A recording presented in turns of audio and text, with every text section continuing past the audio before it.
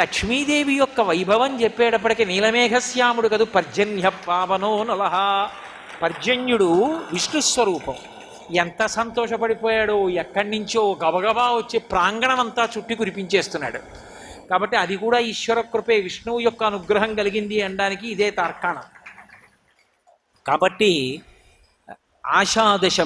ఆషాదశమి నాడు పరమశివలింగానికి చందనోదకంతో అభిషేకం చెయ్యడం లక్ష్మీదేవి యొక్క అనుగ్రహానికి కారణం.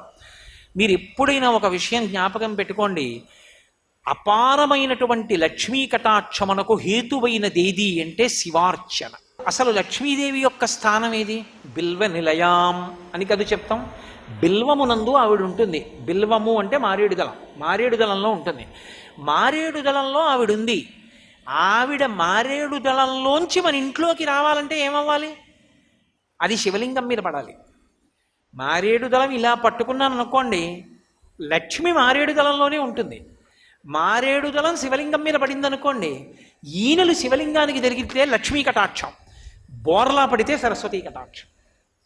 జ్ఞానం వస్తుంది బోర్లా పడితే, తిరగబడి ఈనెలు తగిలితే లక్ష్మీ కటాక్షం. అందుకే బిల్వ నిలయాం, అది శివ పూజ చేత లక్ష్మీ కటాక్షం వస్తుంది. అందుకే మీరు చూడండి, శివ పూజ చేసేటటువంటి వారు మహదైశ్వర్యవంతులై ఉంటుంటారు. కారణాల్లో ఒకటి ఎందుచేత అంటే శివ పూజ విపరీతమైనటువంటి ఐశ్వర్యానికి కారణం.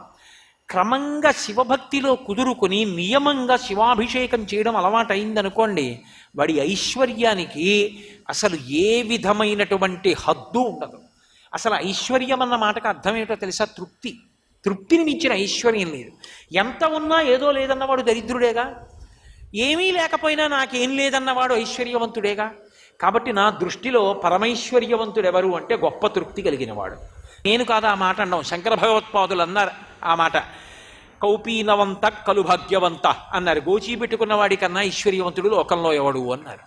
ఎందుకని అంటే అన్నీ వదిలేసిన వాడు సర్వసంగ పరిత్యాగి నాకేం కావాలని చెప్పి అంతటా బ్రహ్మాన్ని చూసి పొంగిపోతూ ఓ గోచీ పెట్టుకు తిరుగుతుంటాడు రమణ మహర్షిలా. యోగరతో వా భోగరతో వా సంగరతో వా సంగవిహీన యశ్చత్ బ్రహ్మణి రమతే చిత్తం నందతి నందతి నందత్యేవ. అన్నీ ఉన్నా నాకేదో లేదని ఏడిచేవాడు దరిద్రుడు. ఏమీ లేకపోయినా గోచీ పెట్టుకుని నాకేం లేదని అంతటా బ్రహ్మాన్ని చూసి పొంగిపోయేవాడు ఐశ్వర్యవంతుడు. అది ఇవ్వగలిగిన వాడు పరమశివుడు. కాబట్టి ఆషాదశమి ఇంకసలు ఆ మాట అన్వయం చేయడం సాధ్యం కాదు, అంత పెద్ద ఎత్తున అనుగ్రహించగలదు. ఆషాదశమి నాడు పరమశివుడికి చందనోదకంతో అభిషేకం చెయ్యడాన్ని మర్చిపోవద్దు. బాహ్యంలో పరమశివుడికి చందనం ఉదకంతో అభిషేకం చేస్తే ఒక ఫలితం ఉంటుంది. ఏమిటా ఫలితం అంటే కొడుకులు వృద్ధిలోకి వస్తారు, వంశం నిలబడుతుంది. వంశం అంతరించిపోవడం అన్నది ఉండదు. చందనోదకంతో నియమంగా అభిషేకం చేసేటటువంటి వాళ్ళ వంశం ఆచంద్రతారార్కం వర్ధిల్లుతుంది. 2 కొడుకులు వృద్ధిలోకి వస్తారు సంతోషంగా. ఆషాదశమి నాడు చేసేటటువంటి అభిషేకం, అందున ప్రత్యేకించి చందనోదకంతో చేసే అభిషేకం, పరమశివలింగాన్ని చందనంతో అలంకారం చేయడం చాలా విశేషమైనటువంటి ఈశ్వర కృపకి పాత్రులు కావడానికి కారణములవుతాయి. లోకంలో ఎప్పుడైనా ఏదైనా ఒక మంగళప్రదమైనటువంటి వస్తువు ఉందనుకోండి, ఆ వస్తువుకి ఆ శుభప్రదత్వం, ఆ మంగళప్రదత్వం ఎలా వచ్చింది అంటే దానికి ఏదో ఒక కారణం ఉంటుంది. ఆ కారణం చేత అలా మంగళప్రదత్వం వచ్చింది అని చెప్తాం. ఏదో మంగళసూత్రంలో శతమానాలు ఉన్నాయనుకోండి, శతమానాలలో అంత గొప్పతనం ఎలా వచ్చింది అన్నారనుకోండి, అందులో ఎంత బంగారం వెయ్యాలో కూడా శాస్త్రం చెప్పింది. ఎంత బంగారం ఉంటే శతమానములు అమ్మవారి యొక్క ఆవాహనతో అంత గొప్పగా ఉంటాయో శాస్త్రం చెప్పింది. కాబట్టి ప్రతిదానికి మంగళప్రదత్వానికి ఓ కారణం ఉంటుంది. యజ్ఞోపవీతం, యజ్ఞోపవీతం అంటే జంధ్యం. జంధ్యం వేసుకుంటాం, అది వేసుకున్నాడు అంటే యజ్ఞం చెయ్యడానికి అధికారమును పొంది ఉన్నాడు అని గుర్తు. ఇప్పుడు యజ్ఞోపవీతం అసలు ఎక్కడి నుంచి వచ్చింది, ఎవరు తయారు చేశారు అన్నారనుకోండి, యజ్ఞోపవీతం పరమం పవిత్రం ప్రజాపతేర్యత్ సహజం పురస్తాత్.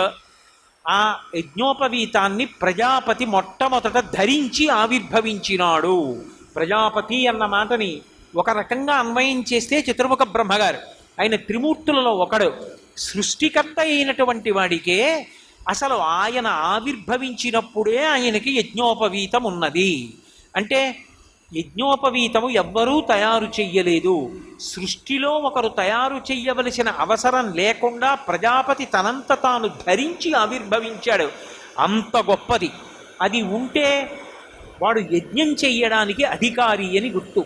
వాడు యజ్ఞం చేస్తే ఏమొస్తుంది లోకానికి అంటే భాగవతంలో చెప్తారు, మఖము చేయ వజ్రి మది సంతసించును, వజ్రి సంతసింప వానకురియు, వానకురిసి గసవు వసుమతిపై పెరగు, గసవు మేసి ధేను గణము బ్రతుకు అంటారు. యజ్ఞం చేశారనుకోండి దేవతలు ప్రీతి పొందుతారు. దేవతలు చాలా సంతోషించారనే గుర్తు ఏమిటంటే బ్రహ్మాండమైనటువంటి వర్షం పడుతుంది. వర్షం పడింది అనుకోండి దేవతలు తృప్తి చెందారని చెప్పలేము. బ్రహ్మాండమైన వర్షం పడింది అనుకోండి దేవతలు తృప్తి చెందారని గుర్తు. అందుకే మఖము చేయ వజ్రి మది సంతసించును, వజ్రి సంతసింప వానకురియు, వానకురిసి వసుమతిపై పెరగు. అంత పెద్ద వాన పడింది అనుకోండి ఎక్కడెక్కడ చూసినా సరే పచ్చిగడ్డి దగ్గర నుంచి చెట్లు చామలు అన్నీ పెరుగుతాయి. అవన్నీ పెరిగితే 4 పాదములు కలిగినటువంటి ఆవులు, దూడలు, ఎద్దుల దగ్గర నుంచి మనుష్యులు అందరూ కూడా లోకము సస్యశ్యామలమై సంతోషంగా ఉంటారు. ఇంతటికీ కారణం ఏదంటే యజ్ఞము. యజ్ఞము చెయ్యడానికి అధికారము దేనివల్ల వస్తుంది అంటే యజ్ఞోపవీతము వల్ల వస్తుంది. అటువంటి యజ్ఞోపవీతము మలినము కాకూడదు, అటువంటి యజ్ఞోపవీతము పెరిగిపోకూడదు. అంటే దానిలో ఉండేటటువంటి పోగులు తెగి ఉండకూడదు. సర్వం శ్రీ ఉమామహేశ్వర పరబ్రహ్మార్పణమస్తు. స్వస్తి.